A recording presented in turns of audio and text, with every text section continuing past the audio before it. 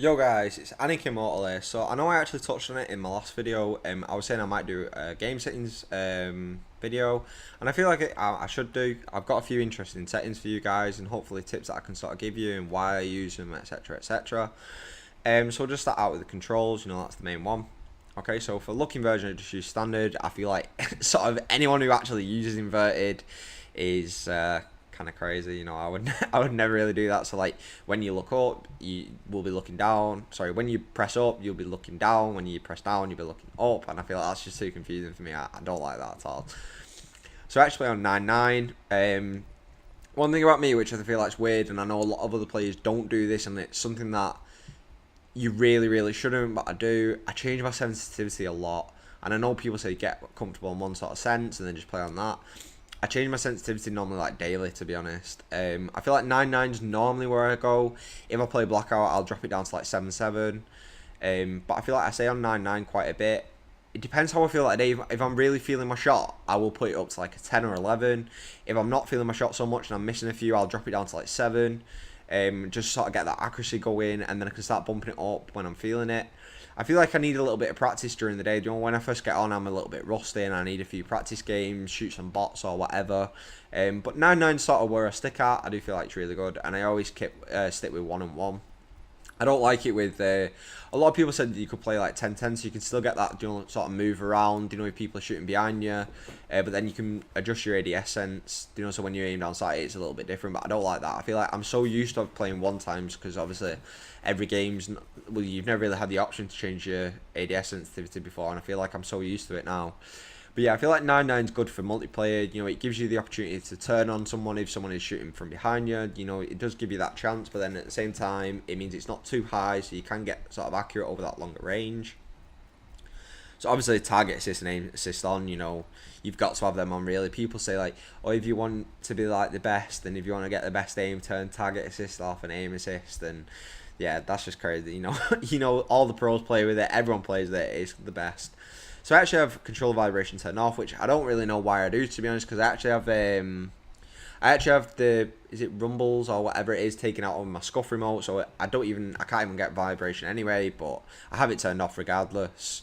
I don't like vibration. I just feel like it's something that can distract you in game, so I would recommend turning it off. You know, if that starts doing it, I feel like it throws off my shot a little bit, and makes it a little bit wonky, and I need to, obviously hit that accurate shot. So I don't have sprint cancels reload on. Don't like that. Yeah, I just don't like that. I feel like if I want to cancel my reload, I'll do the, double Y press. Auto mantle on. Sometimes I have that off. It depends what mood I'm in.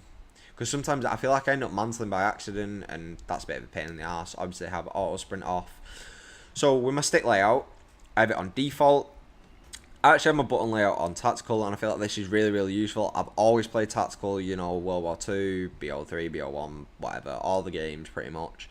And the reason for this is that I feel like you've constantly got your finger on, obviously, your, what's it called, your analog here. And I feel like it's so much easier to crouch and different stuff like that. And with melee, because I've actually got scuff, obviously I've got the paddles on the back here. So I've got one of these, the one on the left, I've got it set to jump, so I can jump shot people a lot easier. And then obviously this one I've got set to melee, so if I want a shot punch or anything like that, which shot punching is when you like sort of shoot one bullet into them and then hit them, because it is actually 140 damage or 145 damage the hit on this. So as long as you hit one bullet into them and then hit them, you can get the kill really fast. So shot punching is something that I would definitely recommend looking into and trying if you've not done that before. It's something that's so overpowered in this game, really overpowered. But yeah, so I've got obviously my paddles on the back, and if you don't have a scuff or anything like that, if you can't afford one, there is sort of like cheap alternatives you can get if you have a look online. I do think it gives you obviously a really good edge, and I play a lot, so for me it is worth it. But I know what a lot of people, if you're casual gamers, it's maybe not something that's worth it for you. But you could switch it up if you go to bumper jumper. I know a few. Is it bumper jumper? No, it's not. Sticker move, sorry, sticker move. These are the ones, so you can actually have jump on your analog, and your melee attack is just your X. So I know a lot of people actually play this. I think Korean Savage, one of the big Call of Duty YouTubers, he used to play this for a long time. But yeah, you can use stick and move if you've not got a scuff. That's another thing, that gives you sort of an advantage. I feel like that's really useful if you can't afford one. But yeah, I do stick with tactical. So like I think I mentioned this in my last video. Well, I did mention this in my last video. I've actually switched to flip recently, so I've been playing default for a long time. So my ADS and my fire are my L2 and R2, and then my throw grenades and heal and stuff. Sorry, throw special grenade and heal is on L1, and then use equipment on R1. Yeah, I have been sticking with that for quite a while, but then I switched it across to flip. So now my ADS and my fire weapon are on my front two bumpers. So these two here. And then obviously healing and that, and then your equipment on that one. I do feel that's really useful. So I play flipped and I play tactical. So let's move across to graphics. Okay, so I do have brightness on 100%, and the reason for this is because I have got an Elgato. I can sort of adjust my in-game what it looks like, sort of thing. So you can put contrast, you can do brightness, you can do a lot of different things. So I do have it 100% in-game, but then because I can play with it on my Elgato, it is a little bit different. So that's just obviously where you're comfortable. I do like it at that, but that's just because I've got the other settings as well. So I do actually play with colorblind mode on slightly. I know this is a little bit weird. A lot of people just play awesome, like it's just standard, you know what I mean? The enemy's red and you're sort of like yellow, but I play with it on Prothanopia.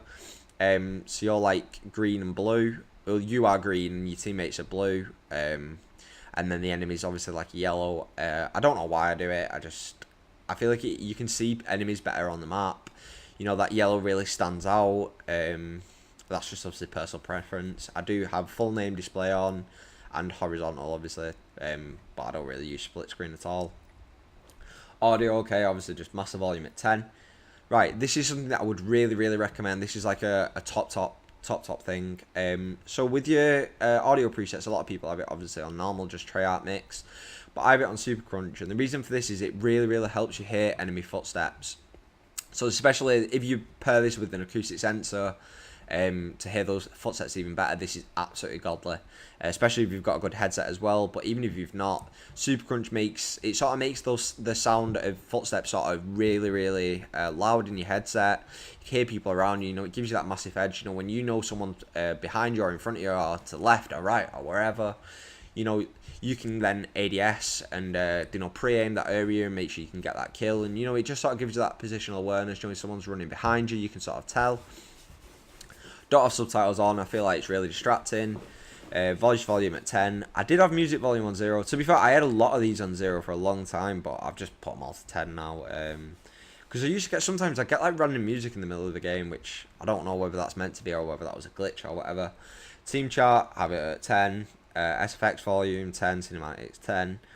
Multiplayer dialogue on, and the reason for that is just obviously sometimes you can hear specialist callouts or whatever like that, and that can give you sort of an idea where they are on the map or whatever. Yeah, and just put controller sound on. So for Blackout, I have my minimap on round. It means you can actually see a lot better and you can see a lot more, and it's a lot easier. The other one's quite static, which is really annoying, so you can't tell what it is, where yeah, it's a lot better. Item pickup on press. This is something else that's really useful. I do have a switch between having melee as my back paddle button on my scuff, or having square if I'm playing Blackout. Because in Blackout I don't really melee too much. I feel like you press square a lot. Yeah, so I have it as press it, and it means that you don't have to hold it, and it just means you can sort of loot a little bit faster. You know, when you're in these really, you know, intense areas, you know, if you're landing sort of like firing range, or if you're going straight down from the helicopter, the zones over a certain, the helicopter paths over a certain area, you know, just being able to press it is really useful. It makes it so much faster. I think that's really good. Yeah, I just have it as distance for priority item pickup. Quick item cycling, just have it as use. I don't like it as cycle. Load them out in, just have it as forward. I don't really know why you'd have it as backwards. I don't think it really makes a difference. And then I just have my reload behavior on press. So as soon as I press that, it just starts reloading. Where before you'd have to press square and then let go before it starts reloading. Where this, you just press it straight away, it's reloading. And I feel like this one and this one, it's one of them that, like, yeah, it's not going to save you like a massive amount of time, but you've got to give yourself any sort of advantage, and just having that those few extra seconds, you know, they can be something that can come in clutch and really help you. Definitely having those few extra seconds, it can't harm you, you know, there's nothing wrong with it. Network, I just want to say I do have my connection meter on, and the reason for this is just that I like having a look at sort of if I'm lagging, you know, what my ping is. what my packet loss is or anything like that, because I do feel like sometimes I end up getting like lobbies that are miles away on the other side of the other side of the world, and you know, my ping's hitting 150 or whatever, and then other times pretty close I'm hitting like 20-30 ping. Yeah, so it's nice to see, just because sometimes I'll leave if if my ping's really high and I just know I'm going to be lagging all game. But yeah, just that's something that's really useful, you know, from when you're in game. I don't have anyone muted.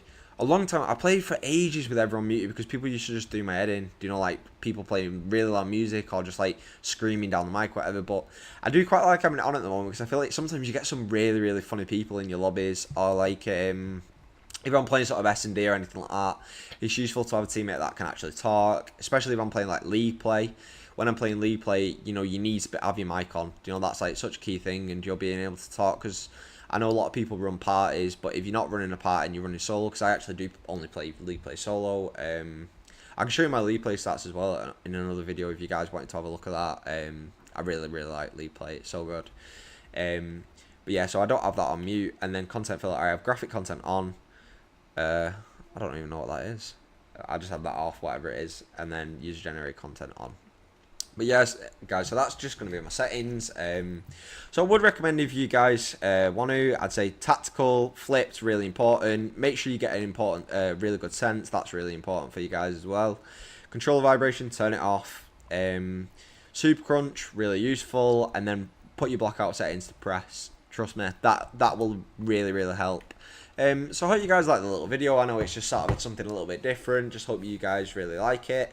So if you want to try out these, just try them out. If you like the video, just like, comment and subscribe. As always, feedback's always really appreciated, so just leave a comment in the comment section if you've got anything to say, good or bad. Obviously I'll take all sorts of feedback.